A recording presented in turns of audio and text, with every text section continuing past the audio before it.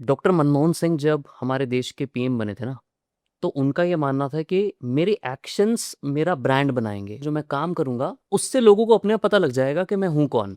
लेकिन पॉलिटिक्स में ना एक बात बोली जाती है कि अगर आप अपना नैरेटिव सेट नहीं करोगे ना, तो आपकी ऑपोजिशन आपका नैरेटिव सेट करेगी, और फिर वो जो नैरेटिव होगा ना, वो शायद आपके फेवर में नहीं होगा। इनफैक्ट डॉक्टर मनमोहन सिंह अपने आप को खुद बोलते थे कि मैं एक्सीडेंटल प्राइम मिनिस्टर, और बाकी लोग उनको एक पपेट पीएम की तरह मानते थे। और यहीं पे आते हैं एक ऐसे इंसान जिनका नाम है संजय बारू, जिन्होंने बुक भी लिखी है, the accidental prime minister. Sanjay Baru was the media advisor of doctor Manmohan Singh. जो एक्सीडेंटल प्राइम मिनिस्टर से सिंह इज किंग का सफर है, जो ब्रांड मनमोहन सिंह, पोजिशनिंग जो मनमोहन सिंह की हुई है, उसके पीछे संजय बारू थे।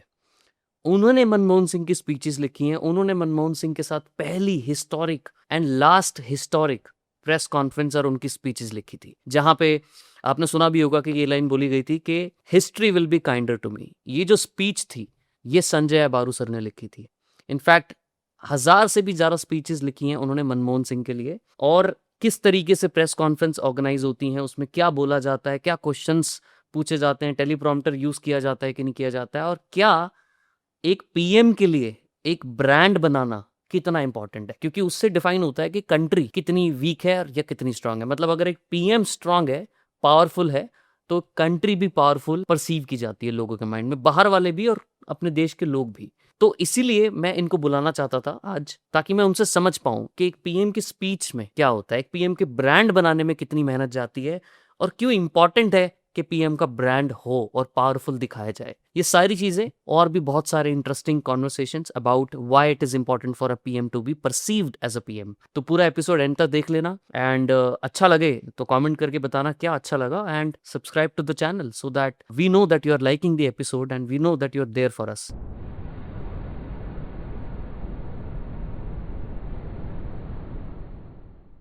बीइंग ए फाउंडर ना, मेरे को एक चीज समझ में आती है कि पर्सनल ब्रांड होना कितना जरूरी है।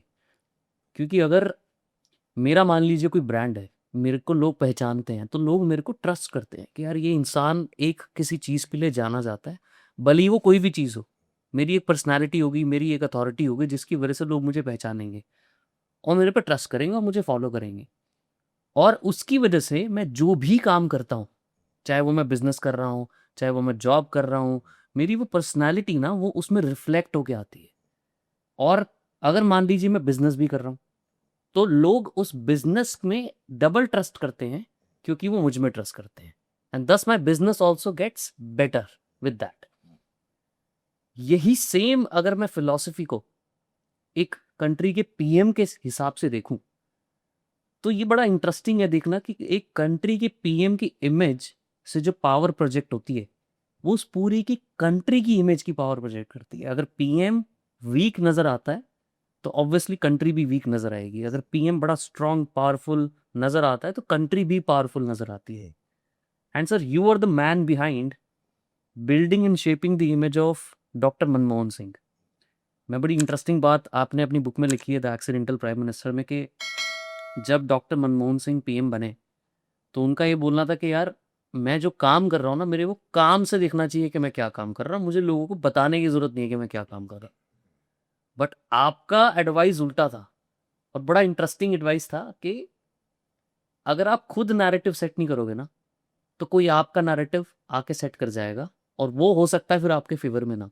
तो it's important, especially being a politician और sitting in a powerful position, कि आप अपना नैरेटिव खुद लिखो और खुद बोलो और बार बार बोलो, ताकि लोगों के माइंड में वो नैरेटिव जाए। तो मैं आपसे सिर्फ आज ये समझना चाहता हूँ सर, जितना भी टाइम हमारे पास है, कि पीएम की इमेज इंपॉर्टेंट क्यों है फ्रॉम योर परस्पेक्टिव। आपने क्या स्पेसिफिक एग्जांपल्स और इंसाइट्स देखी जहां पे आपको लगा कि डॉक्टर मनमोहन सिंह की इमेज, या for that matter any PM's image, why is it important for a country? Actually पहली बार ये थॉट प्रोसेस मेरे में जो आया था, वो ये था कि Manmohan Singh was known as economist, और जो वो प्रधानमंत्री बने थे, एक्चुअली इवन बिफोर दैट 1999 में सोनिया गांधी, मनमोहन सिंह जी राष्ट्रपति बन गए थे 272 एमपीज के लिस्ट लेके, कि हमारे पास 272 एमपीज हैं, और हम सरकार बना सकेंगे 1998 में जब अटल जी का गवर्नमेंट बना था। मगर मुलायम सिंह जी अब सपोर्ट विड्रॉ कर लिए और उनका सरकार नहीं बना। तो 1999 मई में मैंने एक आर्टिकल लिखा था कि if Congress wants to come back to power, Bharat देश सोनिया गांधी को प्रधानमंत्री एक्सेप्ट नहीं करेगी। वो आप कुछ भी कहें, वो राजीव गांधी की वाइफ है, इंदिरा गांधी की डॉटर इन लॉ है, फिर भी वो इटालियन है, तो India will not accept an Italian as prime minister. तो अगर कांग्रेस पार्टी को सरकार बनाना है तो कोई इंडियन लीडर को उन्होंने चूज करना पड़ेगा। और मैंने उस कॉलम में लिखा था कि the best person is Manmohan Singh, the best candidate she has is Manmohan Singh. 1999 in those days I was with times of India. उसके पहले मैं इकोनॉमिक टाइम्स में था और ज़्यादातर मीडिया में लोग मुझे मानते थे कि he is a business journalist, economic journalist. I used to teach economics, my background is in economics. तो 2-3 पॉलिटिकल जर्नलिस्ट दिल्ली में, उन्होंने हंस के कहा कि भाई तुम क्या इकोनॉमिक्स करते हो, बिजनेस कर जर्नलिज्म करते हो, तुम क्या पॉलिटिक्स पर लिख रहे हो? मनमोहन सिंह प्राइम मिनिस्टर बनेगा, वो क्या जानता है पॉलिटिक्स के बारे में? And they laughed it of and I remember this very well. So in 2004 when he became prime minister, I was conscious कि जो पॉलिटिकल मीडिया जो है इंडिया में, वो ये सब लोग, दिलीप पडगांवकर, प्रभु चावला, शेखर गुप्ता, हिंदी न्यूज़पेपर के एडिटर्स, जो भी पॉलिटिकल जर्नलिस्ट हैं, वो सब मनमोहन सिंह को फाइनेंस मिनिस्टर थे, इकोनॉमिस्ट है, doctor Manmohan Singh is not a politician, is a economist, ऐसा मानते थे। तो I realise that it is important to change his image from being a economist to being a politician. But क्यों? Because you are prime minister of the country. A prime minister is a political head of the country. ये दूसरी बात है कि because Sonia Gandhi was Congress president और Congress party wanted her to become prime minister and she chose Manmohan Singh, there was always from beginning a contradiction कि boss कौन है, party president है या प्राइम मिनिस्टर है? तो इस पे भी मैंने किताब में लिखा कि ये प्रश्न पहली बार नेहरू जी के टाइम में हुआ था, जब आचार्य कृपलानी कांग्रेस प्रेसिडेंट थे और आचार्य कृपलानी जवाहरलाल नेहरू से कहा कि मैं पार्टी का प्रेसिडेंट हूँ, तुम जो भी सरकार में कर रहे हो मुझे आके बताना चाहिए। तो नेहरू ने कहा नहीं, I am the prime minister, I run the government, you run the party. Again, you want to know anything, you come and join my government, you can attend the cabinet meeting. Communist Party का practice was different. Communist parties में हर वक्त, Russia में हो या China में हो या India में हो, party general secretary of the boss. तो ये प्रश्न बंगाल में भी आया जब ज्योति बासु चीफ मिनिस्टर बने। पार्टी सेक्रेटरी थे प्रमोद दासगुप्ता। हर दिन ज्योति बाबू ऑफिस से जाके प्रमोद दासगुप्ता को पार्टी ऑफिस में मिलते थे और बताते थे क्या हो रहा है हमारी सरकार में। तो communist system, the party was the boss. और ये आइडिया मेरे ख्याल में सीताराम येचुरी और किशन सिंह सुरजीत, इन्होंने सब सोनिया गांधी को दिया कि आप में पार्टी प्रेसिडेंट है मगर you are the boss. My job as media advisor to Prime Minister was to make sure everybody understands Prime Minister is the boss. उनकी अथॉरिटी मेन होनी चाहिए। उनकी अथॉरिटी में है, करेक्ट। पार्टी प्रेसिडेंट नहीं है। पार्टी प्रेसिडेंट पार्टी के president है, प्रधानमंत्री देश के प्रधानमंत्री, राइट। सारे देश के प्रधानमंत्री, और उनका एक इमेज होना चाहिए। और जो बात आपने कहा कि governments image is dependent on the prime minister, ये बात मुझसे कई साल बाद में, जब मैंने गवर्नमेंट छोड़ के मीडिया को वापस चला गया था, एडिटर बन गया, बिजनेस स्टैंडर्ड एडिटर बन गया 2010 में, जब प्रणब मुखर्जी मुझे एक दिन बुला के कहा ये बात, हम वो पार्लियामेंट में थे, मैं मनमोहन सिंह को मिलने पार्लियामेंट गया था, वापस जब मैं बाहर आ रहा था रूम से, प्रणब मुखर्जी ने कहा, अरे Sanjay come and have tea with me, hmm कि उनके कमरे ले गए और सेड पार्टी का बहुत हो रहा है, ये 2G स्कैम वगैरह हो रहा था, हाँ हाँ हाँ image of the government is being damaged. Image of the country is dependent on image of the government, and image of the government is dependent on image of the PM. हाँ ये बात बाद में आई, बट ऑन डे वन जब 2004 में जब prime minister office मैंने join किया था, ये सोच न था मेरे में। हम्म सोच ये था कि प्रधानमंत्री सिर्फ एक आर्थिक स्पेशलिस्ट नहीं, एक इकोनॉमिस्ट नहीं, एक प्रोफेसर नहीं, मगर देश के पॉलिटिकल लीडर है, सरकार के हेड है, देश के लीडर है। तो ये कैसा बना है? How do I convince? हाँ, from being an economist to a politician. हाँ, जनता को छोड़िए, ये दिल्ली के जो एडिटर है, हाँ बड़े बड़े एडिटर्स, पॉलिटिकल एडिटर, कोई नहीं मानता था कि Manmohan Singh is a political leader. हाँ, उनको इकोनॉमिस्ट मानते थे बहुत अच्छा। उनको इकोनॉमिस्ट मानते, उनके सोच में भी नहीं था कि he can be a politician. और कहते थे हाँ, Sonia Gandhi has made him, she is the boss. But एक क्वेश्चन है सर हाँ, कि इकोनॉमिस्ट होना खराब बात तो नहीं है, बल्कि वो तो बहुत अच्छे इकोनॉमिस्ट थे। बिल्कुल। इकोनॉमिस्ट ही अगर पोजीशन किया जाता हम्म। तो वो स्ट्रांग ना होता ज्यादा? See, उससे नुकसान क्या होता है ये समझना चाहता नुकसान हूँ। नहीं, हाँ। वो तो इकोनॉमिस्ट है। ये बात है कि we are a democracy in which the head of the government is the head of the country, and management of government is not simply management of economy, the political management of the country. Right. हमारा एक federal system है, so many states are there, and in this very complex society, people across the country, आप north में होंगे, south में होंगे, east में होंगे, कहीं भी होंगे, आप अपर कास्ट होंगे, लोअर कास्ट होंगे, हिंदू होंगे, मुसलमान होंगे, सब लोगों को ये देश का प्रधानमंत्री है। That attitude should come. Right. सिर्फ नहीं कि अच्छा ये एक बुद्धिजीवी है, इंटेलेक्चुअल है, वो आर्थिक के क्या कहते हैं, रिफॉर्म्स लाए थे। हाँ। डिस्टिंग्विश्ड इकोनॉमिस्ट है, अच्छे आदमी है, that is not enough. You have to have respect for the Prime Minister as a political leader. Right. Right? Normally elect होके आएंगे तो हो जाएगा वो, जैसे अब नरेंद्र मोदी elect होके आए ना, popular election में आए वो, राइट। तो that itself creates an image. Nehru का भी वही इमेज बना as a popular leader, Indira ji का भी वही इमेज बना as a popular leader, Atal ji का भी वही इमेज बना as a popular leader. Right. Right? But there were some prime ministers who were not elected as a popular leader. Narasimha Rao ji भी ऐसा elect नहीं हुए, I.K. गुजराल ऐसे elect नहीं हुए, देवेगौड़ा ऐसे elect नहीं हुए। तो we have prime ministers who were popular leaders, who participated in an election, led their party, came to power, and were accepted as popular political leaders. Manmohan Singh ऐसा नहीं थे।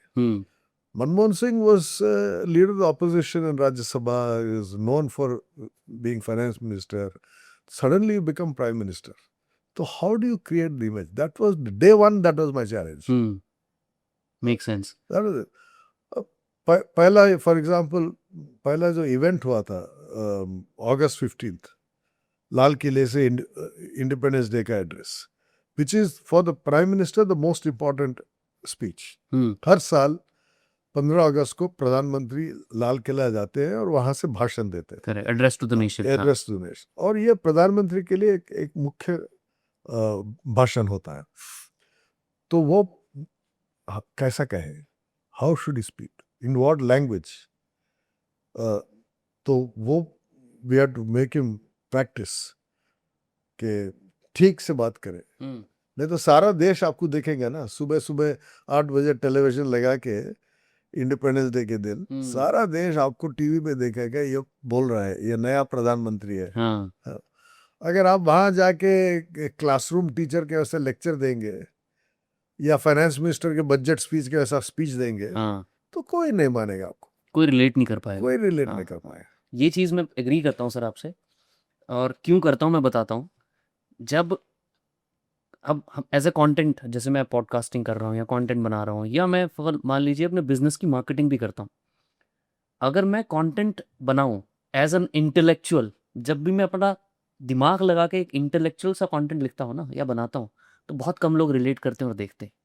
वहीं पे अगर मैं ऐसा ब्रॉड अपीलिंग वाला रिलेटेबल वाला कंटेंट बनाता हूँ ना, बिल्कुल तो सारी दुनिया उसमें इंटरेस्ट लेती है, शेयर करती है, क्योंकि वो ना पर्सनली फील करते हैं यार मेरी बात हो रही है, हाँ मेरी बात हो रही है। हाँ तो वो मैं समझ पा रहा हूँ कि आप क्यों बोल रहे हैं कि हाँ even for PM Manmohan Singh why it was important for him to speak a language that nation and हाँ आम जनता अंडरस्टैंड्स एंड बिल्कुल फील कनेक्टेड टू। हाँ कि ये ठीक है, ये आदमी प्रधानमंत्री है, अब ठीक जबान में बोल रहा है करेक्ट। कि हम हमको समझ में आ रहा है वो क्या कह रहे हैं, ये बहुत ज़रूरी है। तो जब आप स्पीच लिखते हैं, जैसे आपने उनकी स्पीचेस भी लिखी हैं, हम्म, आपने उनको प्रेस कॉन्फ्रेंस के लिए रेडी भी किया है, बड़ा ना एक इंटरेस्टिंग फिनोमिना मैं पढ़ रहा था इसके अंदर। जब भी कोई प्राइम मिनिस्टर या फॉर दैट मैटर एक पॉलिटिकल लीडर, हमारे देश का लीडर या किसी भी देश का लीडर स्पीच देता है ना कहीं पे डायस पे खड़ा होके, और अगर वो स्पीच अनस्क्रिप्टेड और वीक होती है, that directly correlates to the performance of the stock market. अगर अनस्क्रिप्टेड और वीक स्पीच होगी ना, तो आपकी उस दिन स्टॉक मार्केट फॉल करती है। अगर वहीं पे स्क्रिप्ट बहुत टाइट और बहुत स्क्रिप्टेड और बहुत पॉलिश्ड फील होती है, that reflects the confidence, that reflects कि बिहाइंड द सीन ना पूरी गवर्नमेंट बैक कर रही है जो बोल रहे हैं, and that reflects and correlates directly to how the stock market and business markets perform that day. तो जब आप स्पीच लिखते थे सर, कैसे फिगर आउट करते थे कि आज की स्पीच में हम क्या करेंगे? प्रिपरेशन के पीछे बिहाइंड द सीन क्या होता था? प्रिपरेशन तो क्वाइट सिंपल है। देखिए, अलग अलग किस्म के स्पीच होते हैं। मेरे 4 साल या 5 साल में था वहाँ, एक 1,000 से ज़्यादा स्पीचेस मैंने लिखा था। हाँ, more than 1,000 speeches. All for Manmohan Singh sir. और वाओ। उसमें से कई रूटीन स्पीचेस होते हैं, कोई फंक्शन गए, कोई कॉन्फ्रेंस में गए, दैट इज रूटीन। हाँ। वो that is not that important. वो तो ड्राफ्ट्स आते थे, मिनिस्ट्री से ड्राफ्ट्स आते थे, अच्छा। उसको मैंने सब अंग्रेजी टिक करके देते थे। मगर इम्पोर्टेंट स्पीच जैसे इंडिपेंडेंस डे का स्पीच हो, या पार्लियामेंट में कुछ मुख्य इम्पोर्टेंट सब्जेक्ट पे पार्लियामेंट में उनका स्पीच हो, जो मासेस को अफेक्ट कर रहे हैं। हाँ। तो मासेस को अफेक्ट करता है। बिकॉज पार्लियामेंट में जो भी होता है सनसेट टीवी पे आता है, तो लोग देखते हैं। करेक्ट। या फॉरेन गए, कोई यूएस कांग्रेस में जो स्पीच दे रहे हैं या कहीं और बात कर रहे हैं, इम्पोर्टेंट स्पीचेस को बहुत ध्यान से हम लिखते थे। हम्म। और उसमें हेडलाइंस क्या होंगे, की पॉइंट्स क्या होंगे, मीडिया क्या पिकअप करेगी, ये सब ध्यान में रख के हम लिखते थे। तो मैं जब प्रधानमंत्री कार्यालय ज्वाइन किया तो HY शारदा प्रसाद जी को मिलने गया। शारदा प्रसाद जी इंदिरा गांधी के मीडिया एडवाइजर थे। वो पूरा 13-14 साल इंदिरा जी के साथ press secretary to prime minister थे। तो शारदा प्रसाद जी ने मुझे एक एडवाइस दिया, he said whenever you call a press conference or you write a speech, आपके मन में क्लियर रहना चाहिए कि हेडलाइन क्या होना चाहिए, कि मीडिया क्या पिकअप करेगी। आप पहले सोच के ड्राफ्ट लिखना चाहिए। वो बाद में अगर मीडिया पिकअप करेगी नहीं करेगी वो अलग बात है। हाँ। मगर आप ये लिखते हुए या प्रेस कॉन्फ्रेंस ऑर्गेनाइज करते हुए आपको सोचना पड़ेगा कि इसमें मीडिया के इंटरेस्ट क्या है, मतलब की आउटकम क्या निकलेगा इससे, आउटकम क्या निकलेगा, टेक हेडलाइन। अवे क्या है हाँ, उसका। हाँ। हेडलाइन क्या है। That is one thing I learn from it. हाँ। इनफैक्ट मनमोहन सिंह का मैं लास्ट स्पीच मैंने जो उनके लिए लिखा था वो 2014 जनवरी 3 अच्छा। मीडिया सेंटर दिल्ली में, मीडिया सेंटर में मनमोहन सिंह जी का लास्ट प्रेस कॉन्फ्रेंस था। हाँ। 3 जनवरी 2014। और 30 दिसंबर मेरे को फ़ोन कॉल आया। ये विक्रम मिस्री जो अब फॉरेन सेक्रेटरी हैं, उनके PS थे। तो विक्रम ने मुझे फ़ोन करके बोला कि प्रधानमंत्री आपको मिलना चाहते हैं। तो मैंने उनको जाके मिला। तो मनमोहन सिंह ने ये कहा कि मैं अगले हफ्ते एक प्रेस कॉन्फ्रेंस दे रहा हूँ, उसके लिए कुछ ओपनिंग स्टेटमेंट हमारे लोग ने कुछ बना के रखे हैं PMO में जो उनके साथ थे। You take a look at the opening statement. तो मैंने शारदा प्रसाद जी का प्रश्न उनसे पूछा, sir what is the headline? आप प्रेस कॉन्फ्रेंस कर रहे हैं 3 जनवरी को, क्यों कर रहे हैं, क्या बोलना चाहते हैं? तो उन्होंने मुझसे देख के कहा नहीं नहीं it's the end of new year है. I was advise to do a press conference. फिर उसके बाद इलेक्शन का माहौल शुरू होगा, हाँ, बजट सेशन होगा, इलेक्शन माहौल शुरू होगा. तो I thought final press conference. ऐसा आपको मनमोहन सिंह सर ने बोला? अच्छा, हाँ, आई सेड नहीं सर, आपको कुछ बोलना चाहिए. हाँ, आप मीडिया को बुला रहे हैं तो मैसेज कुछ देना चाहिए. सही बात है. सिर्फ ये नहीं कि अब 3rd जनवरी है, happy new year. You know, हाँ, so he said, so what should my message be? I said, your message should be that you don't want a third term. You don't want a third term. या आपने उनको कहा ऐसा बोलो? अच्छा, Your message should be goodbye. So that आपका नाम election में नहीं आना चाहिए. वाह. और ऐसा आपने क्यों बोला? Because by that time it was clear कि Narendra Modi was going to be BJP candidate. हाँ, और पूरा 2G स्कैम, ये सब corruption, that will be the main focus. Kejriwal, India against corruption, ये सब उभर के आया गया, राइट. तो सब प्रधानमंत्री को अटैक करेंगे. राइट. मगर राहुल गांधी जब तक आगे आगे थे कि he will be the next leader of the Right. Party. Right. और मनमोहन सिंह ने जो खुद कहा था कहीं कि I am willing to accept Rahul Gandhi as party president.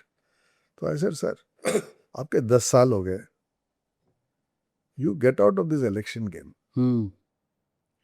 Campaign में आपका नाम नहीं आना चाहिए. So he said okay, you draft a speech for me. वाह. तो मैं घर जाके दूसरा ड्राफ्ट दे के भी आया. वो स्पीच उन्होंने पढ़ा, इन विच ही सेड, अगर मुझे याद history will be kind to me. History will be kind to me, वो स्पीच आपने लिखी थी? हाँ. वाह. इन ए वे आपने एक बहुत हिस्टोरिक स्पीच लिखी है सर, जिसके ऊपर हिस्ट्री की बात की गई है कि मनमोहन सिंह सर ने डायरेक्टली उस पर लिखा है कि history will be no, actually that phrase was his own. उन्होंने कहा था हिस्ट्री विल बी हाँ. Kind to me. मगर उस स्पीच में एक सेंटेंस था कि we are going in for an election, a new generation is waiting to take over or something. ऐसा एक that was a subtle hint कि that was a hint कि वो राहुल गांधी तैयार है, वो आगे ले जाएगा और मैं पीछे हट रहा हूँ. So the campaign then became Rahul Gandhi, shift हो गया पूरा image. Modi versus Rahul. Wow. हाँ, 2014 election was not Modi versus Manmohan Singh. Right. It was Modi. In fact, if you see Modi's entire campaign, it was माँ बेटी की सरकार, माँ बेटी की सरकार. हाँ, He was attacking Ma Beta. He was not attacking Manmohan Singh. Right. I don't think so he has attacked him as such. He has attacked him. He has said a lot of nasty things. That is different matter. But I'm saying the focus of the campaign का मुद्दा 2014 में, 2009 में campaign का मुद्दा मनमोहन सिंह थे. Correct, correct. Congress party का manifesto में भी कवर पे मनमोहन सिंह का फोटो छप के उन्होंने गए थे. 2009 में उन्होंने सोचा कि हम हारेंगे और ये हार का रिस्पॉन्सिबिलिटी मनमोहन सिंह को दे देंगे और वो घर जाएंगे और पार्टी राहुल गांधी आगे कैरी फॉरवर्ड करेंगे. मगर 2014 में the whole objective of the party was to bring in Rahul Gandhi. So I told him, you quietly step aside so that you don't get attacked in the party. Oh, मान लिए हो.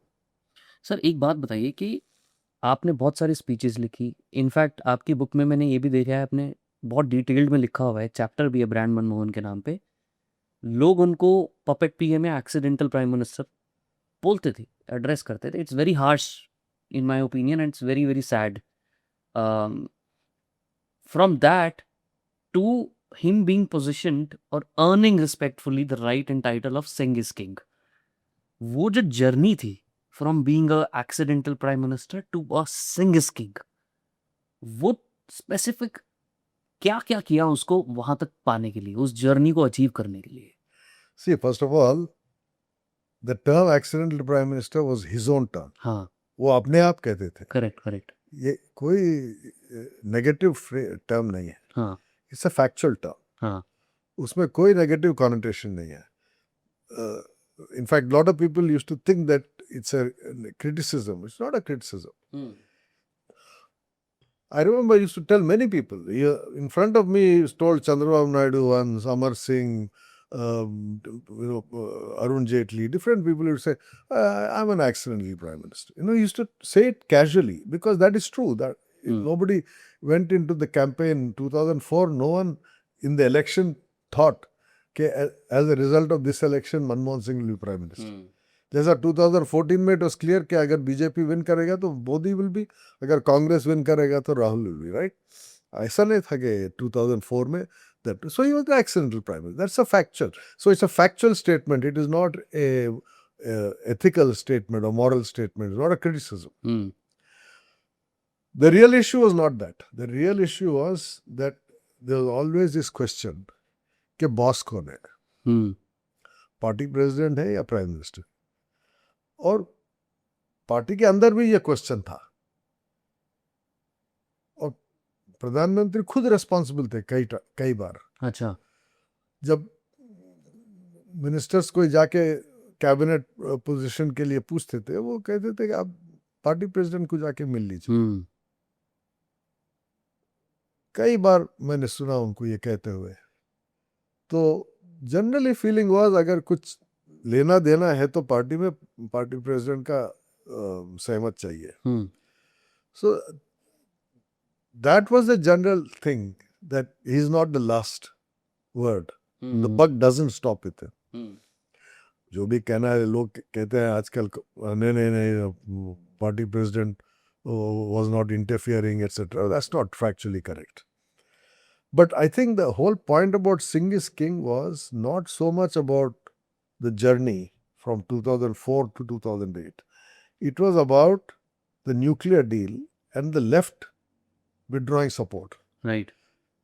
जब nuclear deal हो रहा था और मनमोहन सिंह जी का इरादा था कि ये करना चाहिए, देश के लिए अच्छा है, अमेरिका के साथ ये संबंध बनाना चाहिए और एक न्यूक्लियर पावर के हासिल ये पोजीशन हमें एक्वायर करना चाहिए. तो communist parties were opposed to that. Congress party में भी एक ओपिनियन था कि ठीक है न्यूक्लियर डील करना है मगर सरकार को नहीं गिरना चाहिए. अगर सरकार गिरने का ये होगा तो डील को रोकिए.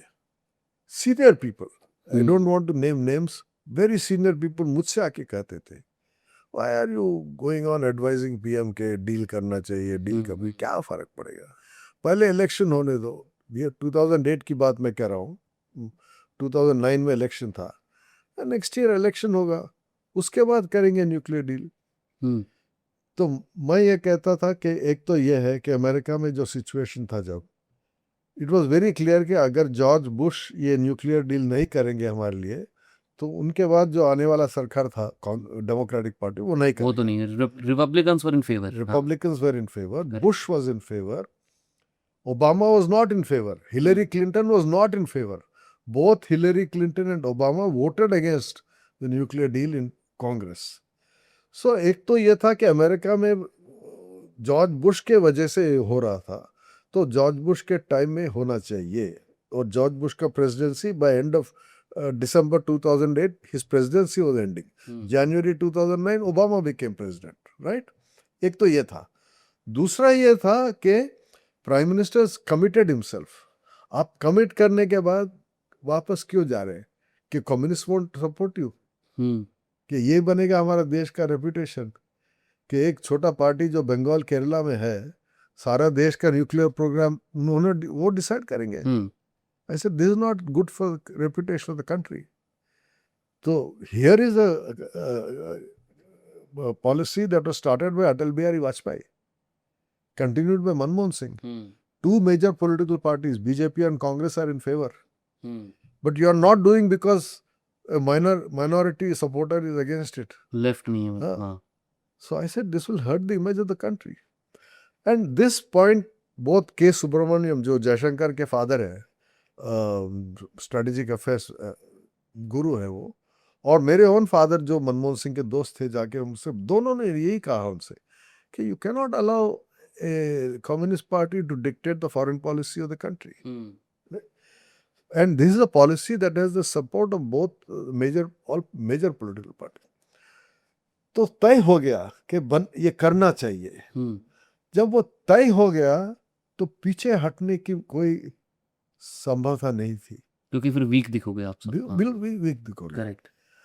तो लड़ के अब्दुल कलाम के सपोर्ट के साथ, मुलायम सिंह के सपोर्ट लेके, ये समाजवादी पार्टी की सपोर्ट लेके हमने किया था ये।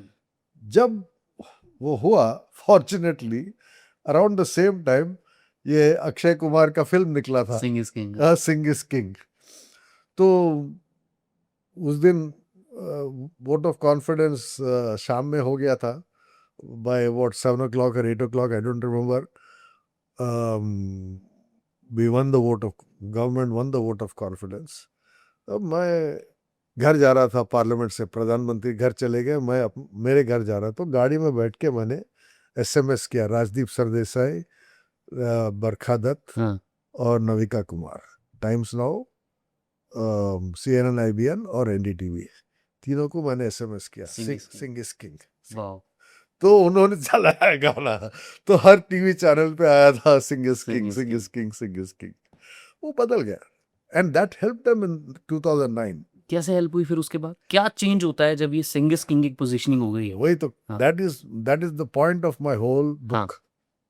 मैं वो किताब मैंने इसलिए लिखा कि जब सिंग इज किंग का इमेज बन गया, ये मनमोहन सरकार, हालांकि नवंबर 2008 में बॉम्बे में टेरर अटैक हुआ और बहुत बुरी तरह से हमने हैंडल उसको किया, एक आदमी को हमने पकड़ लिया, उसका हैंगिंग भी हो गया कसब का, but the handling of that, उसमें काफ़ी क्रिटिसिज्म था। होम मिनिस्टर शिवराज पाटिल जी का रेजिग्नेशन लेना पड़ा उनको।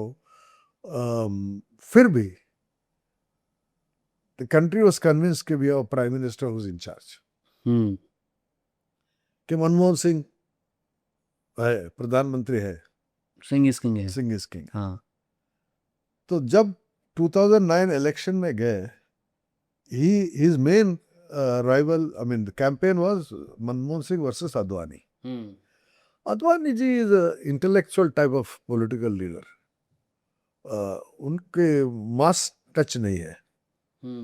इवन अर्लियर लोग बीजेपी वाले कहते थे कि जब अटल जी आते थे रैली को, लोग सब इकट्ठा हो जाते थे, उनका स्पीच होते ही लोग रैली छोड़ के जाते थे। तो उन दिनों में, if you remember, Advani ji was party president, right. तो नॉर्मली ये पॉलिटिकल रैलीज में प्रेसिडेंट लास्ट बात करते हैं, मगर अगर अटल जी और अद्वानी जी दोनों मंच पे रहेंगे तो पहले अद्वानी जी बोलेंगे, इसलिए कि अटल जी के स्पीच के बाद लोग चले जाते हैं। Right, right. Because people come to hear Atal ji. He was a great speaker. I don't know if you heard him. I know, I have heard him. जब वो फैंटास्टिक, पार्लियामेंट में स्पीचेस देते थे, अरे क्या बात कर, यू नो, पोएट्री, प्रोज, उनका जो भाषण था वो बिल्कुल मेस्मराइजिंग था। How important it is for a PM to be a good orator? It is important. It is important, though it is not the most important. After all, Indira Gandhi was not a great public speaker, nor was Rajiv Gandhi. You know, I mean, but the point is, if you are able to speak well, you attract public attention, which is important in क्योंकि politics. Emotions वहीं से निकल के आते हैं। Politics में important है। मगर आप वही बात हर वक्त कहेंगे तो वो भी नेगेटिव हो जाता है। सेम बात करते रहोगे बार-बार, लेकिन कुछ सब्सटेंस नहीं होगा उसके अंदर। मैं बताता हूँ सर, अपना एक्सपीरियंस बताता हूँ इसके अंदर। जब भी मैं कोई एपिसोड रिलीज करता हूँ, and this is a very blunt and honest observation what I feel, हम कभी भी एज अ कंटेंट क्रिएटर हम कुछ भी बात करते हैं ना, तो जब तक उस बात में इमोशन नहीं है, एंड विद इमोशन, जब तक उसके अंदर कोई सब्सटेंस नहीं है, which means a value for the listener, people don't really just connect and feel कि मेरी बात तो हो रही है, बट मेरी बात में इसमें फ़ायदा क्या है? दो चीज़ें हैं, एक तो हो गया कि मेरी बस बात हो रही है, यार बड़ा मज़ा आया मेरे को सुन के, इसमें इमोशनल बात की है मेरे ऊपर, लेकिन उस बात करके मैं अब कुछ आगे नहीं कर सकता ना उसके अंदर। Where is the substance? उसके अंदर क्या मेरे लिए कुछ एक्शनेबल था? क्या मेरे लिए कुछ ऐसी चीज़ थी जो जिससे मेरी लाइफ को इम्पैक्ट हुआ, या बस मेरे को हंसा दिया इन्होंने और बस मैं खुश हो गया कि हाँ इन्होंने कुछ तो बात की है? सो आई कैन अंडरस्टैंड सिर्फ ओरेटर होने से कुछ नहीं होता, उसके पीछे की बैकिंग, उसके पीछे की सब्सटेंस भी बहुत इंपॉर्टेंट है। आप मुझे ये बताइए कि how important it is for a PM to conduct press conferences.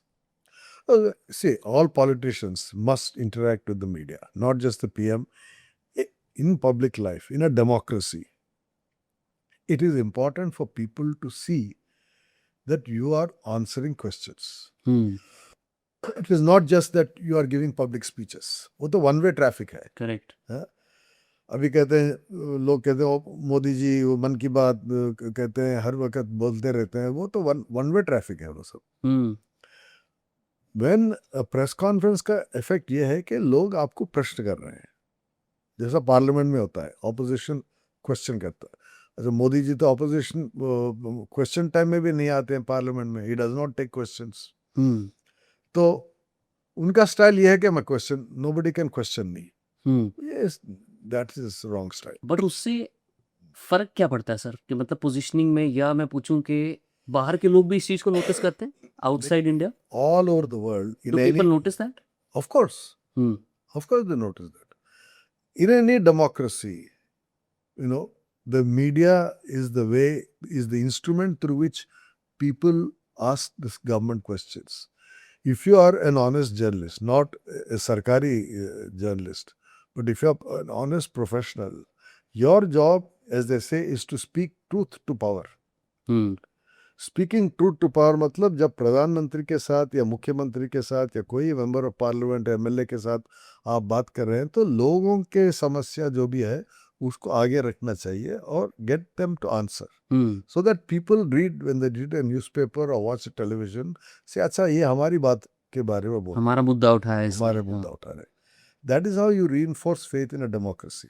मैं देखता था जब मैं मनमोहन सिंह के साथ जाता था ना, the only country in which there used to be no such interaction was China. अच्छा। Even in Russia in those days, Putin was not as powerful 20 years back as he is now. But in Russia also, Putin would take questions from the media. Everywhere they take questions. And there was no question of a prime minister going anywhere in the world and not taking questions from the media. जब आप press conference organise करते थे Manmohan sir के लिए, can you explain me कि कितना time आप लोग प्लान करते थे, और was it plan at all और not?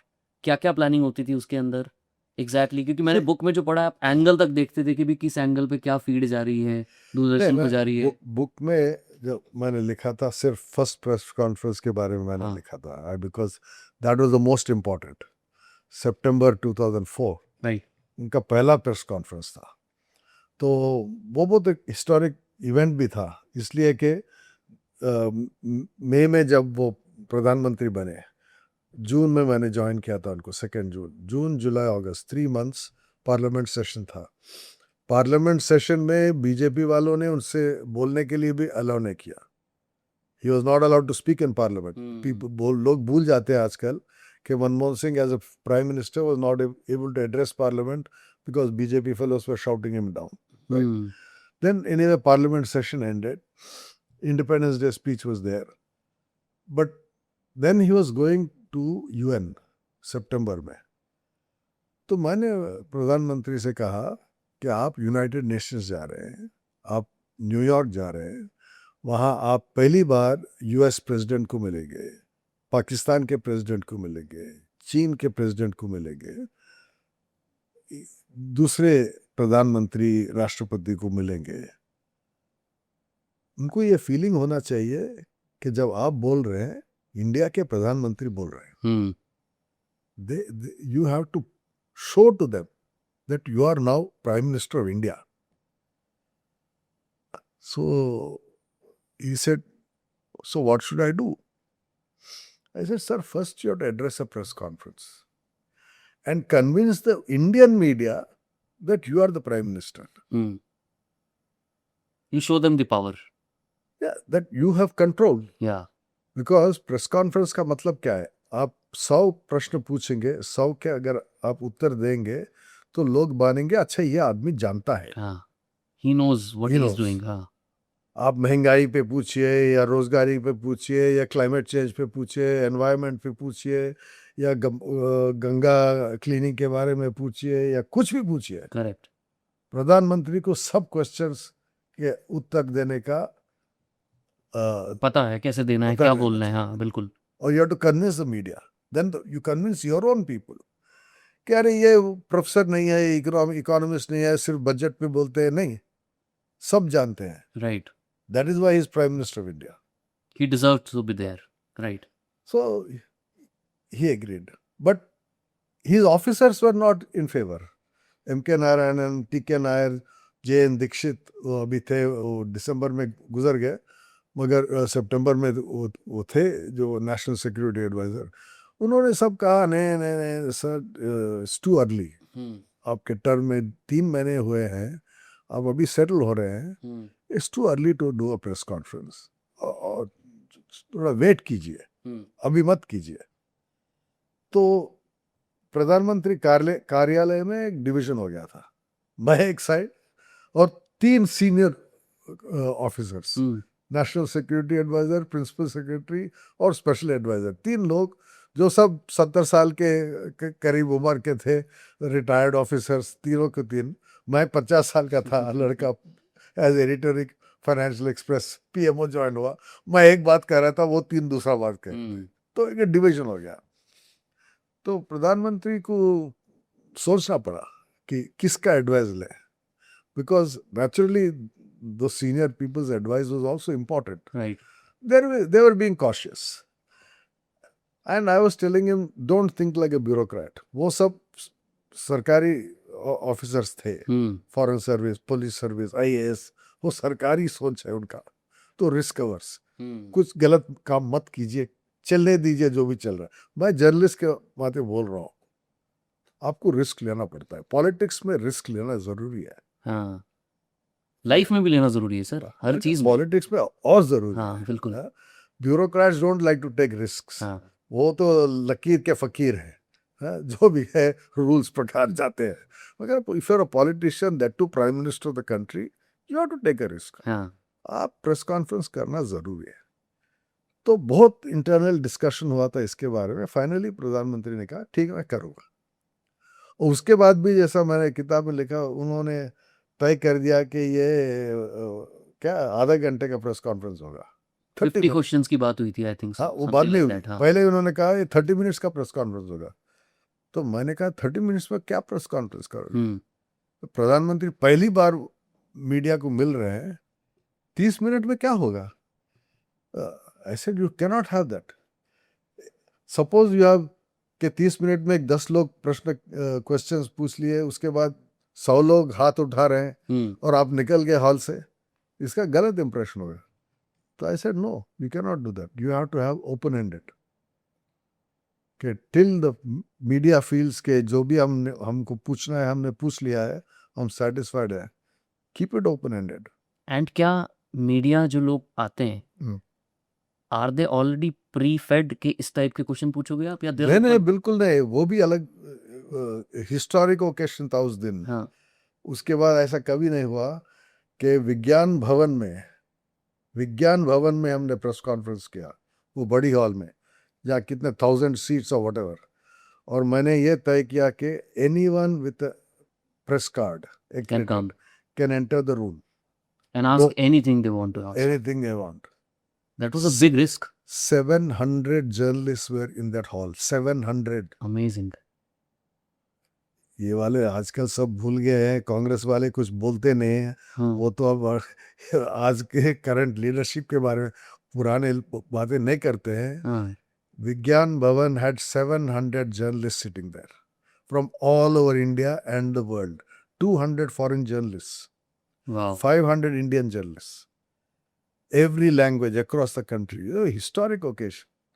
Facing 700 people who 700 are people. hungry Yeah. to ask you question, and they want to grab the limelight because they are Then- in front of the PM. Then I took a second decision हाँ that only he will sit on the dais. हाँ तो Priyaranjan Das Munshi information and broadcasting minister थे, उनका phone आया, ओ Sanjay what is this? I'm only PM on dais. I'm I&B minister. हाँ It's a press conference. I have to be on the dais. I said, no, sir. You'll be in the audience, but you won't be on the dais. वो गुस्से हो गया तो principal secretary टीके नायर को complain किए. नायर आके मुझसे पूछे तो क्या करेंगे? I said no, don't put anybody on the dais. Manmohan Singh अकेले बैठेंगे और सारा मीडिया वहां रहेगा और जो भी आप क्वेश्चन पूछेंगे हम अलाउ करेंगे. I will control, You were managing it. I will manage it. And I had a simple thing. I had Hindi journalists here, English journalists here, other Indian languages here, foreign there. तो my group wise जाता था. हाथ 10 लोग हाथ उठाते थे, yes, 20 लोग हाथ उठाते थे. I would go here, there, like that, without naming. Everybody was holding a number card. So number 10, number 40, number 60, and they would get up and ask a question, and you will answer. Free flow. Free flow. आपने book में ना एक बात भी लिखी है कि there are 3 types of journalist. एक जर्नलिस्ट होते हैं जो बिल्कुल मेहनत से चुपचाप अपना काम करते हैं, उनको कोई किसी से मतलब नहीं है, they are very humble and kind.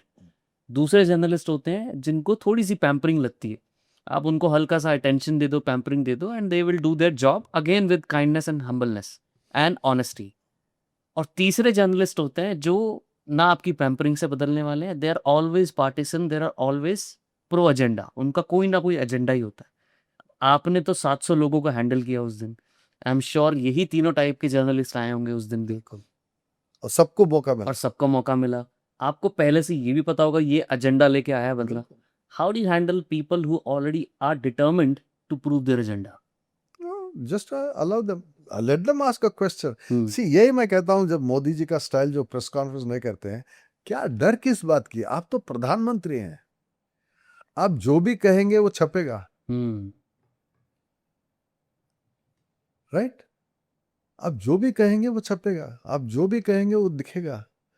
कोई पूछने दो ना उनको, उससे डरने की क्या बात है?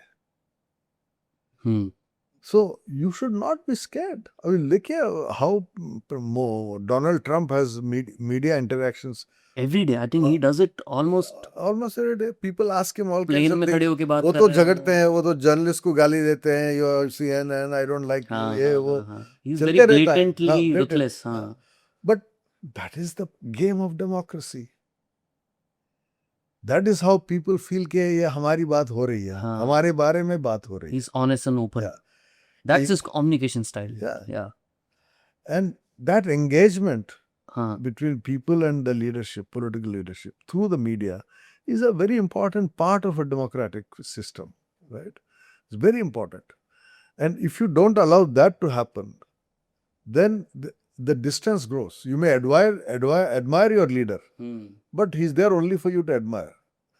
That interaction is not there. The closeness is not there. हाँ. मैं फील नहीं कर पाऊंगा कि मेरी बात हो रही है, मेरे मुद्दे उठाए जा रहे हैं, या इन्होंने मेरा आंसर दिया. Because I don't have the liberty to ask a PM कि मेरे क्वेश्चन का जवाब दो, but someone who is authorised and sitting in a position, at least he is asking and और being allowed to ask a question.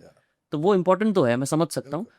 But sir, Trump की आपने बात की, मैं आपसे जनरली ये पूछना चाहता हूँ कि जितना मैंने ट्रम्प को देखा है ना, वो he is highly unpredictable in his behaviour, right? सुबह वो कुछ बोलते हैं, शाम को कुछ बोलते हैं. So do you think that is also a strategy? Because अगर मान लीजिए मैं बहुत प्रिडिक्टेबल हूँ, right? So people know how I am going to react, people know how I am going to act on something in a certain way, because my personality, my character is already out there, people know me very well. Do you think that is also their strategy कि भाई इतना unpredictability कर दो कि लोग gas ना कर पाए, लोग जज ही ना कर पाए कि आप कैसे रिएक्ट करोगे, and thus they are not able to understand who you are in a true sense? I think so. I mean, I can't say I know, but I think from the distance that when you see Trump, हाँ. he's too clever not to know the effect of his style. Yeah. After a second term president ban ke aaya hai, and he's been there in business long enough, I'm 100% sure that he understands that how people perceive him. Now, I think part of it is to keep everybody guessing, या right, off balance, not just in his own stock country, value देते रहो सबको. हाँ, हाँ not in his own country but internationally. Correct. सब लोग अब देखिए इटालियन प्राइम मिनिस्टर का झगड़ा कर लिया, हाँ बिल्कुल. तो सबको टेंशन रहता है ये क्या बोलेगा. हमारे प्रधानमंत्री उनको मिलने में भी झिझक रहे थे कई महीने, कि उनको टेंशन था कि अगर क्या बोलेगा ये, सबके सामने कुछ बोल देगा, सही बात है. हमारी बेइज्जती हो जाएगी, you know. So there is that issue with Trump. Is that good or bad as per you? Well, it's not a question of good or bad. Question is, in politics you ask, is it helpful or not? Is it working or not? Yeah. I know. Is it working? Do you or think not? it's working? I think with Trump it's working. Because now everybody is trying to second guess. ये क्या करेगा, क्या करेगा, क्या करेगा, you know? And everybody says, अरे और 3 साल है इसके लिए, हाँ तो हम कैसा एडजस्ट करें? right. Back and forth, back and forth. So हमारा- people are now worried about aligning themselves with Yeah, him. yeah. They're just busy in that. Exactly. Yeah. मैं वापस प्रेस कॉन्फ्रेंस की बात पे आता हूँ सर. एक बहुत बड़ा मुद्दा ये भी होता है लोगों का, और मैंने इनफैक्ट आपकी बुक में ही पढ़ा है, एंड कि आपने इनफैक्ट प्रिपेयर भी किया था मनमोहन सिंह सर को कि आपको किस तरीके से बोलना चाहिए, कैसे टेलीप्रॉम्प्टर को रीड करना है. आजकल टेलीप्रॉम्प्टर को लेके बहुत कंट्रोवर्सीज होती हैं कि टेलीप्रॉम्प्टर यूज़ किया जाता है. आई थिंक वो मनमोहन सिंह सर भी यूज़ करते थे, और हाँ. Am I wrong in that? I used to for some interviews, etc. हाँ, तो डू पीपल यूज इट? और Yeah. There's nothing wrong in using a teleprompter. You Huh. see, I think the criticism these days is that when the teleprompter is not working, Prime Minister doesn't know what to say. I don't know if it's true or not. हाँ, But that is what the ऐसा project किया जाता ऐसा हाँ कांग्रेस वाले criticize कर रहे हैं. But using a teleprompter, there's nothing wrong in it. After all, Manmohan Singh used to read from text. है. He was उनके not. सामने स्पीच होती हाँ, थी. speech आई होती थिंक थी. सबके पास ही होती होगी. कौन इतना कुछ याद रख सकता है, मतलब Particularly policy issues में जब आप बोल रहे हैं, हाँ, जहाँ पे तो नंबर्स ये- हैं. हाँ, जहाँ नंबर्स ही नहीं, जहाँ आइडियाज हैं, जहाँ पॉलिसीज हैं, हर शब्द के बारे में लोग कुछ सोचते हैं, कुछ इंटरप्रेट करेंगे. इंटरप्रेट करेंगे, तो you have to be careful in what. Right, because at his stage the stakes are too high. Too high. You can't just blabber anything. Exactly. अगर आप कुछ भी बोल दोगे तो नहीं. मीडिया और opposition parties are already out there बिल्कुल. Like sharks, Yeah. Figuring out कि एक वर्ड बोलो और हमें बस मुद्दा मिल जाए उसको उठाने का. So you have to very very careful. बिल्कुल. आपने ना एक बार, मुझे नहीं पता कि आपने किया था, I am not remembering, but Obama को कंपेयर किया गया है डॉक्टर मनमोहन सिंह के साथ इन ए वे पर्सनालिटी में. For a leader like him, like doctor Manmohan Singh, was it good for him to be compared to Barack Obama or bad? No, it was certainly good. You see, that the comparison story was different. See, Huh. if you look at his life, Obama also came from a very poor family, struggled his way up, and became president of America, right? So I used to think that Manmohan Singh's life story also was that. He came from a very modest family background, and then got a scholarship, went abroad, studied, got good jobs, and became a prime minister. My complaint was he did not want his image to be built. See, ultimately Obama का भी image building होता है ना. जो भी politics में आते हैं, आपका पब्लिक, अब देखिए जैसा नरेंद्र मोदी जी का इमेज, कितना इन्वेस्टमेंट हुआ है उनके इमेज बिल्डिंग में, राइट? क्यों करेंगे लोग? इसलिए करते हैं कि द पब्लिक शुड फील कि हम इनको जानते हैं, इनके बारे में जानते हैं, that confidence is there. So I used to say that people need to know you. They know your past. They should know. I'm not. उनको लगता था कि नहीं, मुझे नहीं करना है नहीं ऐसा कुछ. करना है वो, तो झिझकते थे. I don't need publicity. I don't need. With the wrong study. That is the issue on which I felt. क्या है? I mean, you're prime minister of the country. हाँ, आप लोगों को बताओ कि मैंने क्या किया है. हाँ. But you're afraid to project yourself. Sir, ये सेम चीज़ ना हर इंसान के साथ होती है. मुझे ऐसा लगता है कि हर इंसान ना कहीं ये सोचता है कि जो मैंने किया है वो शायद इतना सिग्निफिकेंट नहीं है, कि लोग को क्यों मेरे को बताना है, लोगों को मेरे को अपनी कहानी क्यों सुनानी है, क्या फ़र्क पड़ जाएगा लोगों की लाइफ में अगर मैं अपनी बारे में अपनी कहानी किसी और को सुना दूंगा, क्योंकि उससे उसकी लाइफ हो सकता है बदले ना. Most of the people just worry about that. Do you think doctor Manmohan Singh के माइंड में भी ये था कि लोगों का बस टाइम वेस्ट होगा ये सुनाओ कि मेरे अपने बारे में कहानियां? Then you should not be prime minister of the country. हाँ, आप सब लोग की तरह नहीं है ना. Right. You are one person. आप अमिताभ बच्चन हो पॉलिटिकल एजेंडा, पॉलिटिकल मंच पे. Right, right. लोग जानना चाहते हैं अमिताभ बच्चन के बारे में, लोग जानना चाहते हैं फिल्म स्टार्स के बारे में, लोग जानना चाहते हैं राइटर्स के बारे में. तो पब्लिक फिगर हो गया आप, तो लोग आपके बारे में जानना चाहते हैं. Because you are public figure. Yeah. Correct. You're not just somebody. So once you're prime minister, people should know you. या, And you should have an image. या. And somebody is responsible for building that image. And you allow that person to do his job. अब आप रख लिए media adviser और कहते हैं आप स्पीचेस लिखो, बस मेरा इमेज मत कुछ करो, ब्रांड पे काम होता ब्रांड पे काम मत करो, और डर के कैसे प्रधानमंत्री करो. है. That was my objection. That was my criticism. हाँ. एक और चीज मैं सर आपसे जानना चाहूंगा. प्राइम मिनिस्टर के साथ हर कोई मिलना चाहता है, right? But it is important for a prime minister to be seen with certain people and not to be seen with certain people, right? जैसे there was a reference about George Soros wanted to meet PM doctor Manmohan Singh, right? In fact मेरे साथ भी बहुत बार ऐसा हुआ है. मुझे कुछ लोगों ने मना कर दिया है, एक दो लोगों ने पॉडकास्ट पे आने से, बिकॉज उन्होंने बोला कि अरे अरे आप इस बंदे के साथ पॉडकास्ट किया आपने, राइट? मुझे कुछ लोगों ने हाँ बोली है पॉडकास्ट में आने के लिए, बिकॉज उन्होंने देखा कि अरे आपने इसके साथ किया है, अच्छा मैं भी आऊँगा फिर तो. So image plays not just what you do but with whom you are also seen. किसके साथ आप उठ बैठ रहे हो उससे भी आपकी इमेज बनती है. Do you when you were there आप लोग इस चीज का भी बड़ा ध्यान रखते थे, किसके साथ दिख रहे हो, किसके साथ नहीं दिख रहे हो, किसके साथ नहीं होना चाहिए आपको बिल्कुल भी? I don't know.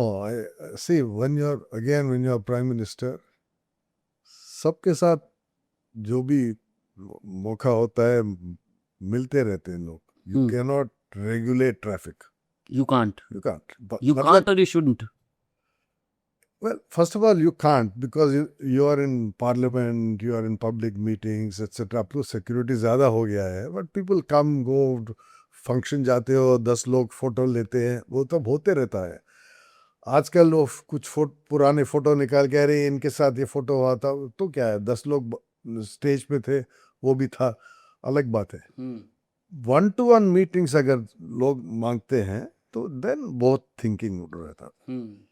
अगर कोई इंडस्ट्रियलिस्ट आके कहे कि आपसे मिलना है, तो दैट ये क्यों मिल रहा है, अकेले क्यों मिलना चाहिए, तो 10 लोग रख लेके मिलेंगे.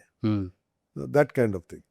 For example, there's a lot of controversy these days. In the last few years, I've seen BJP people objecting कि मनमोहन सिंह met मीरवाइज फारूक, और मीरवाइज फारूक के साथ एक फोटो है, वो आते रहता है मीडिया में.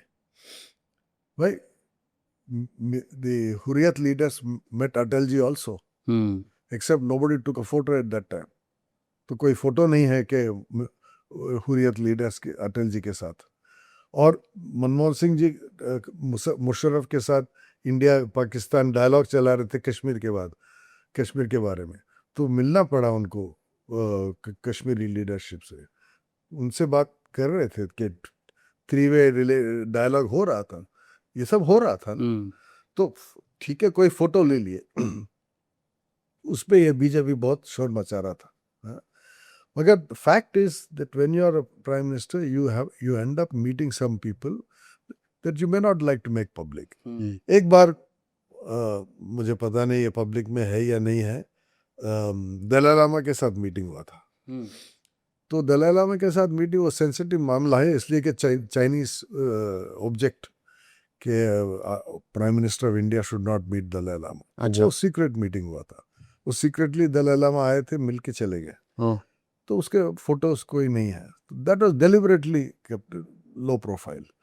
तो ऐसे there are some meetings which have to happen, which you don't give publicity because publicity can have adverse effects. Right.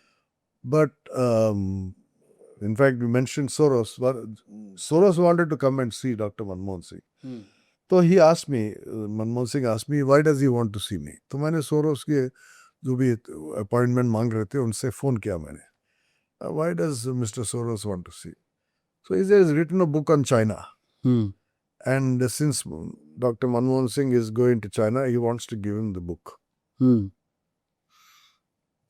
So he said, ठीक है. So he came and met him and gave him a copy of the book that he wrote on China. तो उसमें गलती क्या है? हाँ. वो आप चाइना जा रहे हैं, मैंने चाइना के ऊपर किताब लिखा है, आपको मिलके दे दूंगा किताब, बस इतने ही बात हुआ. और उस पे जो क्रिटिसिज्म होगा वो स्टॉक्स और उसको क्यों मिलेगी? Politics is all about perception. Yeah, exactly. कि आप क्या दिखा रहे हो हाँ. और लोग आपको परसीव कैसे कर रहे हैं, हाँ. उससे क्या निकाल रहे हैं. हाँ. It's a very risky and very Yeah. Power ego game. Yeah. That helps me come to another question कि you have seen power and ego clashes very up close, right? मतलब आपने तो कितने बड़े बड़े स्टेक्स के ऊपर पावर को देखा है एंड ईगो क्लैशेस भी आई एम श्योर देखे हैं. What sort of power happens in a PMO? कोई एनेक्डोट है उसके ऊपर आपके पास? See, I worked in a very different kind of PMO than today, so there's no relevance. Why do you say that?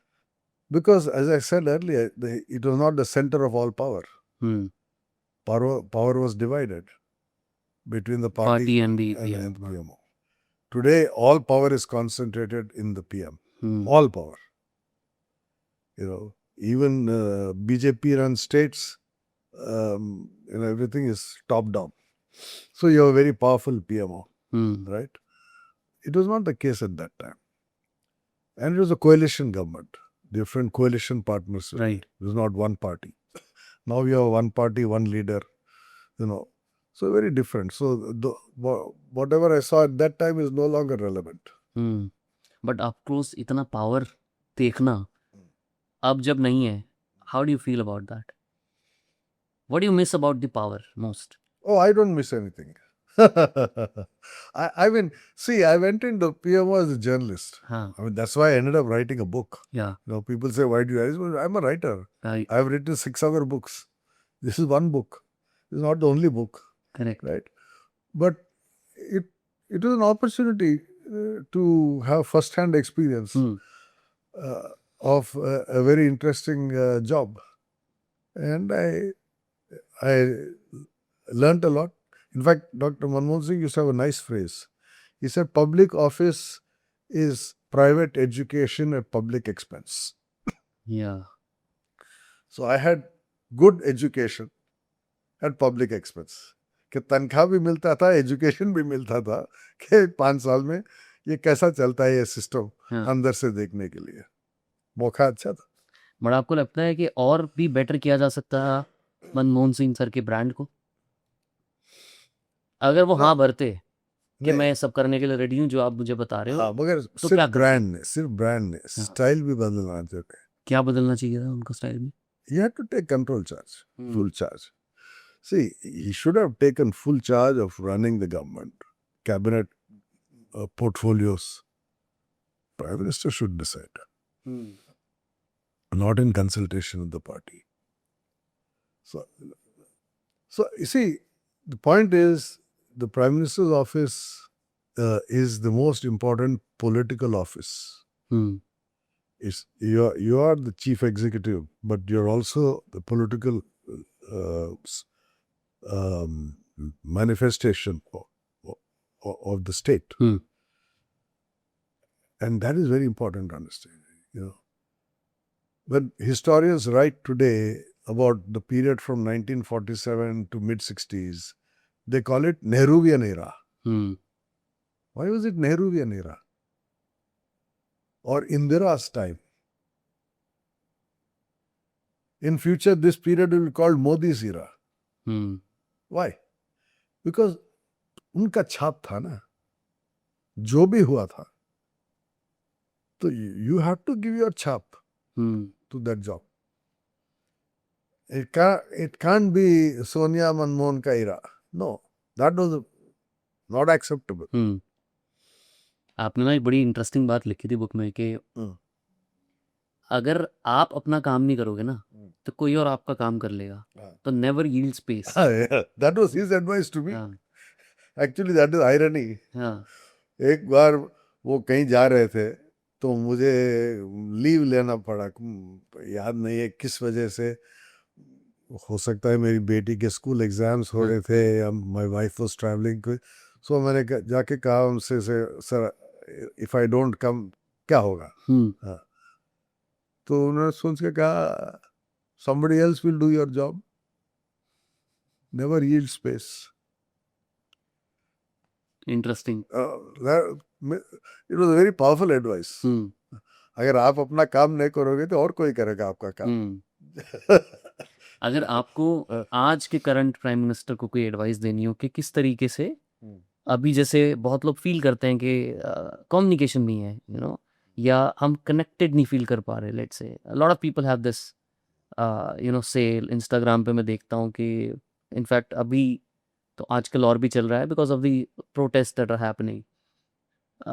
How do you think this narrative could shift in the favor of the current PM, which currently people are not feeling? See, the point is very simple. You are a popularly elected leader. You are popularly elected. ठीक है, कुछ फेरा फेरी हो सकता है, election commission वो SIR list में ये नाम नहीं है, but by and large majority of the people have voted for you. तो किस बात की झिझक है? Why are you not have the courage to have a bigger heart? बच्चे गुस्से में हैं कि नीट एग्जाम में पेपर लीक हो गया है, करप्शन है, सिस्टम गलत है, गुस्से में है। एजुकेशन मिनिस्टर को निकालो। कितने मिनिस्टर रिजाइन कर चुके हैं पास्ट में? जब मुंबई का हुआ तो शिवराज पाटिल ने रिजाइन नहीं किया। 1990 में जब नरसिम्हा राव, जो not even a powerful prime minister, कुछ चिदम्बरम ने कुछ गलत काम किया तो उनको रेजिग्नेशन मांगा, चिदम्बरम हैड टू रिजाइन, नहीं हुआ गया। इंदिरा जी के टाइम में so many people were asked to resign. So actually Narasimha Raw's time Madhava Sindhya had to resign because of a accident. तो मिनिस्टर रिजाइन करने में क्या प्रॉब्लम है? आप तो प्रधानमंत्री है, कोई आपके बारे में कुछ नहीं बोल रहा है, आपका मंत्री काम नहीं कर रहा है, वो ठीक काम नहीं किया है, उसको आप बोलो, हट जाओ। See, that is what I don't understand. You are powerful, but you are not using your power for the right things. अब आप ईडी को भिजा रहे हैं, सीबीआई को भिजा रहे हैं, इनको डरवा रहे हैं, उनको डरवा रहे हैं, ये बिजनेसमैन को सपोर्ट कर रहे हैं, वो बिजनेसमैन के खिलाफ कर रहे हैं, ये सब क्यों? That is what is the wrong thing happening. The misuse of power. Power is there. Question is, why is it getting so misused? And why is the Prime Minister not able to use his power in order to actually offer better government? In fact, उन्हीं का slogan था ना, maximum governance minimum government, उनका slogan था, सबका साथ सबका विकास। All these are his slogans, but they're just slogans. ठीक है सर, मैं और भी बात करना चाहता था आपसे, but I think it's 1.5 hours. Yeah. So thank you so much for being here, sir. I loved it. Perhaps if I get another chance with you someday, we'll talk about something else. Sir, Thank you. Appreciate the time, sir. thank you very Thank much. कैसा लगा आपको episode? देखो, मुझे एक चीज समझ में आ गई है कि अगर एक देश का प्राइम मिनिस्टर पावरफुल दिखता है या पावरफुल दिखाया जाता है, तो वो देश भी उतना ही पावरफुल परसीव किया जाता है। और ये चीज़ ना मैं अपनी लाइफ में भी बड़ी इंटरेस्टिंग तरीके से जोड़ पाता हूँ कि अगर as a brand, as a founder, मैं अपने आप को पोजीशन ऑफ अथॉरिटी दिखाता हूँ ना, तो मेरी टीम भी मुझ पे ज़्यादा ट्रस्ट करती है, मेरे क्लाइंट्स भी मुझ पे ज़्यादा ट्रस्ट करते हैं। Not just that, as a content creator, as a podcaster, अगर मैं उसको अपनी इमेज को पावरफुल दिखाऊंगा, अपनी पोजीशनिंग को पावरफुल दिखाऊंगा, तो people will feel more confidence in me, people will feel more trust in me. And इसीलिए मैं बहुत क्यूरियस था इस एपिसोड को करने के लिए, क्योंकि मैं जानना चाहता था एक पीएम को, एक प्राइम मिनिस्टर को ब्रांड कैसे बनाया जाता है और क्यों इंपॉर्टेंट है। आई होप ये जो पूरा एपिसोड था ना, मुझे बहुत इंटरेस्टिंग इंसाइट्स मिली, specially what goes behind the scene. पूरे प्राइम मिनिस्टर ऑफिस में कितने लोग हैं जो एक पीएम की इमेज को प्रोटेक्ट करते हैं, कितने लोग हैं जो पीएम की इमेज को बनाने की मेहनत करते हैं, प्रेस कॉन्फ्रेंसेस कैसे ऑर्गेनाइज की जाती हैं, ये सब कुछ सीखने को मुझे मिला। एंड आई एम श्योर काफ़ी टेक अवेज थे जो मैं अपनी लाइफ में भी इम्प्लीमेंट करूँगा और जो मैं अपने बिजनेस में भी इम्प्लीमेंट करूँगा और मैं अपने कंटेंट में भी इम्प्लीमेंट करूँगा। अगर आपको भी ये टेक अवेज इंटरेस्टिंग लगे हो तो मुझे कमेंट करके ज़रूर बताना और सब्सक्राइब ज़रूर कर लेना चैनल को, सो दैट आपके लिए मैं और इंटरेस्टिंग कॉन्वर्सेशंस लेके आता रहूँ। और अगर आपको ये भी मुझे सजेस्ट करना हो कि किस टाइप की कॉन्वर्सेशंस मैं करूँ अपने चैनल पे और किस टाइप के लोगों को बुलाऊँ मैं अपने चैनल पे, तो वो भी आप बता सकते हैं। कमेंट सेक्शन वैसे ही खुला है सबके लिए। Thank you so much, see you next week.